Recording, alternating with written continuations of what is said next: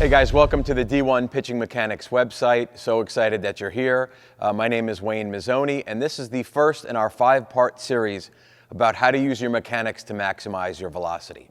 No tricks, just real mechanics backed up by video, which will be partly me in the video and then partly analyzing big leaguers and what they do according to the principles that I'm teaching here. I want to start off with a point that's sort of unrelated to this particular mechanical piece, which is anytime you do any drills, any bullpens, any type of throwing, you got to get your body fully loose. I'm talking about a dynamic warm-up on your body and then a static warm-up on your body and then fully get your shoulder loose. I've been doing this a long time, guys, and I see lots of people come in and do a couple of toe touches, pick up a baseball and start going. Your body is your weapon in pitching. You don't have a bat like a hitter or a stick like a hockey player or a lacrosse player. You don't have a golf club or a tennis racket. Your body delivers all the power. It should take you at least 10, if not 15 minutes of getting warm before you ever pick up a baseball and start throwing it, okay? So it's very important. And what we're going to talk about in this first part is from our stance to our leg lift. Okay, from the balance mostly, but also we'll cover the stretch. And ultimately what we're trying to do when we pitch is be maximized in our position, in our velocity at release point. Everything we do is all built up to release point. That is the last instance we have control over the baseball. And for a hitter, everything we do is designed to get ourselves in the right position at contact. Okay, contact is the only time as a hitter you have control over the ball. However, in pitching, everything that we get to here is all determined by what happens prior.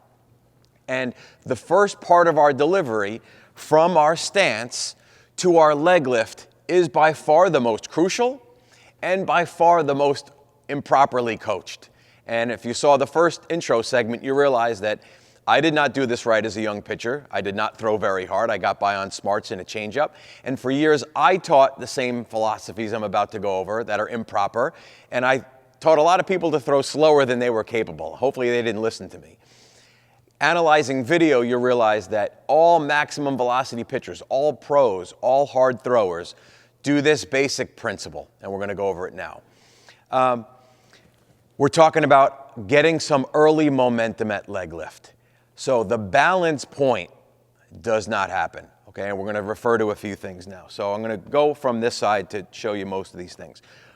Most people are taught get to the balance point where they turn and lift, and at the top of their leg kick, their head is over their foot over the rubber. So it looks something like this. Step, turn, lift, and they get balanced. Balanced kills your velocity. Balance is comfortable, but balance is not powerful. And here's a great little thing to refer to. Here's a chair, 4 legs on the ground. It's balanced. How much power does this chair now possess? And the answer, as you know, is 0. If I want this chair to get power, what do? I put this chair on 2 legs, I start to tilt it, and now the chair has power, okay? Pitching philosophy is much the same way. And if you think about it, once our foot comes off the ground, so right now I have 0 velocity. Justin Verlander has 0 velocity.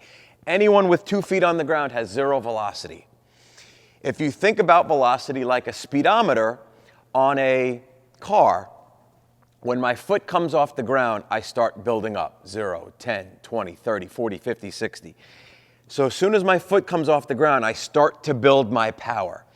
If I get to a balanced position, I still, at the top of my leg lift, have absolutely no velocity, no power built up. And then my velocity becomes determined on how strong my legs are and how much I can basically squat or push off of my leg. I am not using gravity. I am not using momentum in my favor. So later, after this video is finished, you'll be referred to 3 links on a website where I analyze professional pitchers on this early momentum at leg lift. And I'm going to give you a look at it from this angle. For a windup, we want to step, turn, and slightly move forward as our leg lifts. Crucial, crucial, crucial. From when my foot comes off the ground, my head should constantly be going towards the catcher. So if you film yourself on slow motion video, or you analyze a pitcher on slow motion video, every click of the mouse or every turn of the dial to move the pitcher forward, the head should constantly be going forward. Now, if a coach is watching this or a player's watching this, you're going to think, well, I don't want to rush my delivery. You do not. We're not talking about getting tremendously out forward.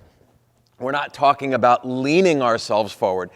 We're very simply thinking about if we were a tree in the forest and we were to cut the bottom of that tree with a saw, at the last cut, the entire unit would start to fall forward. That's exactly the principle that we're trying to get here. And we'll talk about 3 or 4 drills that you can do to practice this. A great drill is the walk-in drill. So what I do is instead of being on the pitching rubber, I just get a step back behind it. And all I do is my regular delivery where I step into the rubber and use that momentum to continue to pitch. So think about that, guys. If the rules of pitching changed and hitters started hitting too well and they said, you know what, pitchers need help, we need to give them a little moving start, you would not walk into the rubber and get completely balanced and go. It would make no sense. What you would do is you would walk in, use that momentum, and then continue on in your delivery. So definitely try some throws, some pitches, walking into the rubber, and then you're going to eventually, when you get comfortable with that movement, now from a locked-in position, you want to get that same principle, that movement in there. Another drill that you can do is take a wall, any wall in your house. Don't go through the wall in your house. Your mom won't be pleased. Cement wall, any wall, and literally basically get close enough to it so that your glove in this position is at the wall, maybe 6 inches.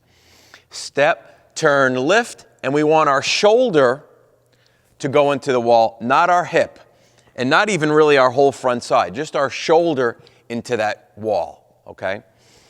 And you can just do that just to get comfortable with the idea of getting a little momentum going forward. Now, when people do this wrong as they're first learning, they go into a wall or they try to do this with a shoulder push down. No, we want to keep our height at leg lift.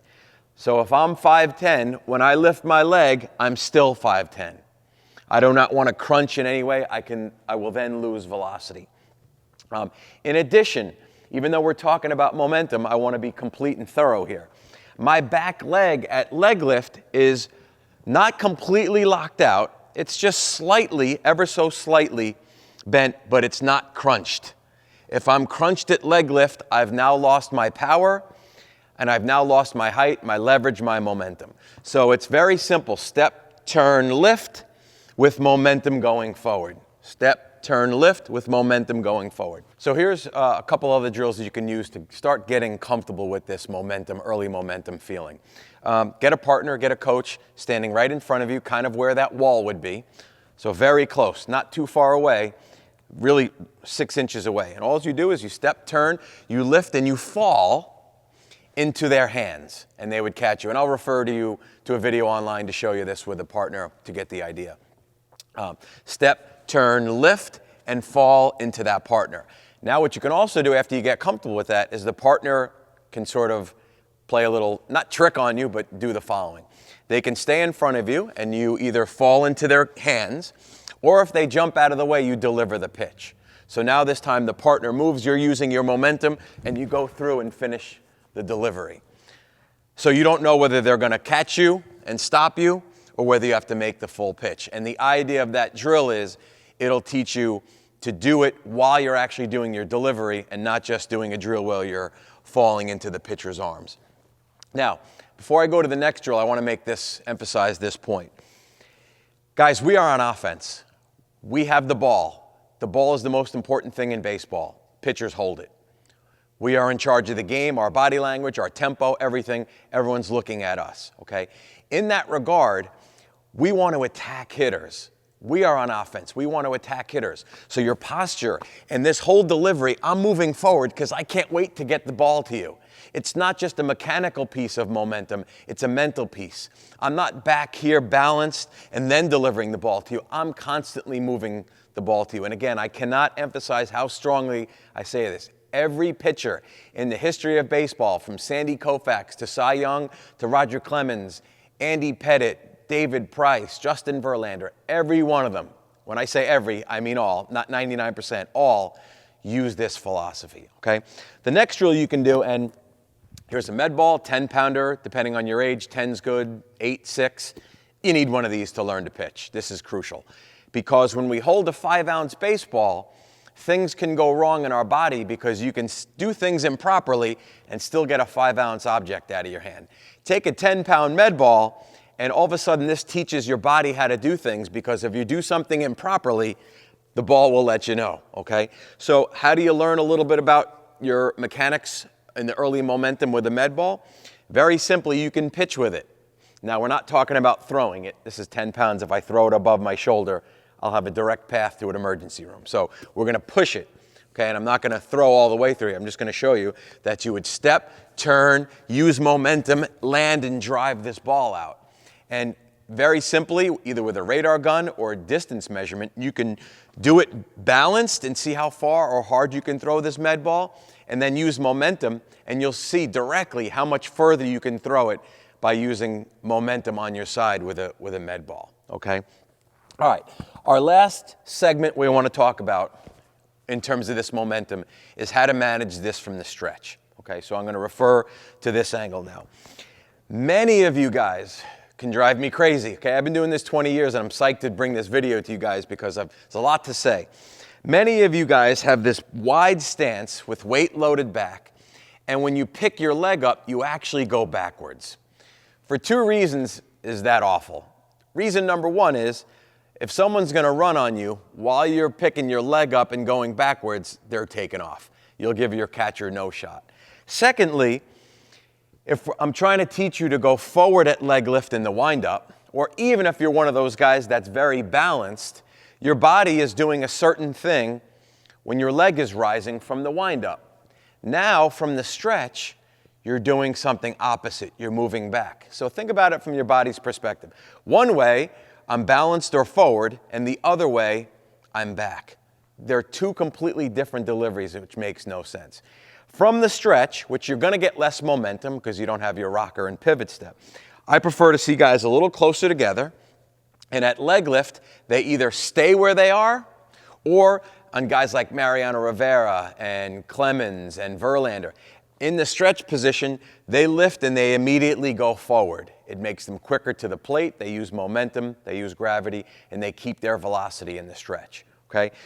And of course, what comes to mind is being quick to the plate. What's my philosophies on being quick to the plate and keeping your momentum? Sometimes different for lefties as I am, but for righties, I'd either like to see you do a full lift quicker with momentum, a modified kick with momentum, or even if you're going to do a knee knock type move, you still can stay tall, get a little momentum, and be quick to the plate.